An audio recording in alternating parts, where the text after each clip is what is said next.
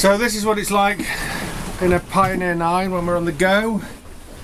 I'm down making a brew. Auto Home's got everything covered. I'm just on the leeward window, saloon window. You can see the water rushing by. I'm making good time actually. Yeah, everything's going well. Windy once again.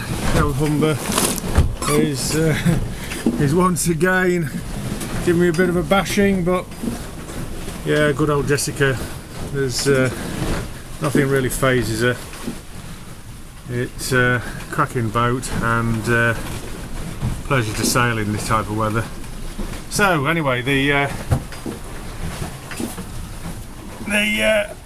kettle is boiling away, so I'm expected to make myself a brew. Like I say, the autopilot, a Simrad TP32, is doing the job of me and probably doing it better. But yeah, but it allows me to make a brew anyway, so I shall come back a little bit later. Bye for now.